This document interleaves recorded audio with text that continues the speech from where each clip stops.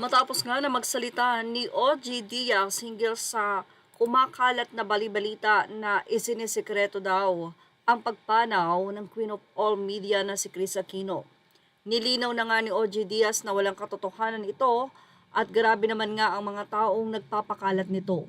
At syempre, dalangin ng marami, especially ang mga malalapit sa puso ni Kris Aquino, ang patuloy na paggaling ng nasabi nga pong sikat na personalidad. Marami na rin ang nakakamiss kay Kris Aquino, lalong-lalo na ang kanyang mga fans na muli ay makita nga ito sa limelight. Hindi man nga palagi pero kahit papano ay masaksihan muli ang kanyang pagiging talkative. Yan ang namiss ng mga tao kay Kris, ang pagiging prangka and yet funny. But anyway, nagsalita na rin ang kaibigan at talagang napakalapit na kaibigan ni Kris Aquino sa kanya.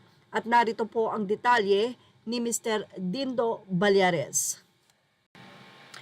Kakatapos lang namin magkamustahan ni Kris Aquino last Sunday nang mag-chat ang aming public friend. Ito po ay bahagi ni Dindo Ballares kahapon. Ayon sa kanya, tanong daw sa kanya, "Kuya, totoo po ba? Sana naman hindi. Mensahe sa akin, alin po?" Tanong ko.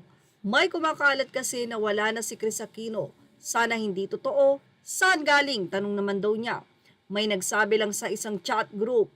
Kausap ko lang an hour ago. Hi, salamat naman. Hope she's well and happy. Continue lang ako sa pagdarasal for her. Thank you. Sadya kong di pinangalanan para walang mangulit sa kanya kung sino-sino ang nasa chat group niya. Hehehe." Ngayong umaga, isang manulat at kapwa dating editor na malapit din kay Kris ang kumontak. Any update about kay Kris, Ania? Nagpapagaling pa rin po. Maraming salamat. Ipararating ko sa kanya ang iyong pangangamusta. May mga kumakalat na naman kung ano-ano. I'm always praying for her. Oo nga, nahihirapan pero malaking tulong ang prayers. Sure akong matutuwa siya na di mo siya kinakalimutan. Para po sa followers ni Chrissy, dobling ingat na lang po sa fake news at misinformations. Panawagan ni Dindo Ballares. Huwag maniniwala hanggat hindi galing sa kanyang pamilya o reliable sources. Patuloy ang gamutan at pagpapalakas niya. Katunayan, food ang madalas na topic namin ngayon. Sa last chat namin, nagtatanong siya kung may harvest pa ng Japanese sweet potato at kung ano-ano pa ang iba kong tanim. Can I invest para lumawak yung operation? Sabi pa niya, matagal nang nag-aalok ng tulong sa pagbabalik ko sa farming si Chrissy. Anything you need for your farming. Say pa niya, alam ko na pag sinabi kong traktor o malawak na lupa, ibibigay niya sa isang pitik lang ng kamay.